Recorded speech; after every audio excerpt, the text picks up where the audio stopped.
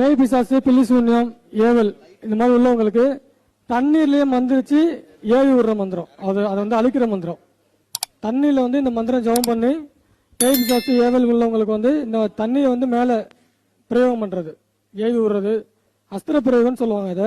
இது வந்து இலங்கை மாந்திரிகம், தமிழ் மாந்திரிகத்துல உள்ள ஒரு இலங்கை மாந்திரிகம். இது நான் ஏற்கனவே சொன்ன மாதிரி இல்லை எல்லா விதமான மாந்திரிக முறைகளும் கலந்துருக்கும். இது முன்னாடி பார்த்த கேரளா மாந்திரிகம், அசுர மாந்திரிகம், மன்மத மாந்திரிகம், தமிழ் மாந்திரிகம், அதர்வன மாந்திரிகம், இந்த மாதிரி எல்லா மாந்திரிக வித்தையிலும் கலந்துருக்கு. இந்த வித்தையோட பேர் வந்து இலங்கை மாந்திரிகம். இலங்கையில பயன்படுத்தக்கூடிய இலங்கையில் உள்ளக்கூடிய ஒரு பழங்கால ஒரு மாந்திரிக அஸ்திர பிரயோக முறை இது. இந்த பேய் பிடிச்சவங்க தீய சக்தி உள்ளவங்களுக்கு தண்ணீர்ல இந்த மந்திரம் ஜெபம் பண்ணி அந்த தண்ணி அவங்க மேல எரிஞ்சிங்க அப்படின்னா அந்த தீய சக்திகள் வெளியேறிடும். அவ்வளவுதான். எதா புரியுதா? அவ்வளவுதானா? அவ்வளவுதான்.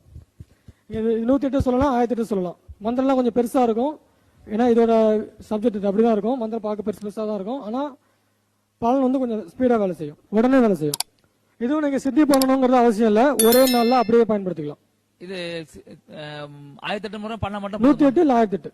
அதாவது அவங்களோட பிரச்சனைக்கு தகுந்த மாதிரி. ரொம்ப பெரிய ஏவலா இருக்கு, ரொம்ப நாளா வந்து அந்த ஏவல் உடம்புல இருக்கு, தீய சக்தி அந்த சக்தி உடம்புல இருக்குன்னா இந்த மந்திரம் வந்து ஒரு 1008 முறை ஜெபம் பண்ற மாதிரி இருக்கும். கொஞ்ச நாள் தான் இருக்கு அப்படின்னா ஒரு 108 சொன்னாலே போதும். இது பண்ணிட்டா திரும்ப வராதா? வராது.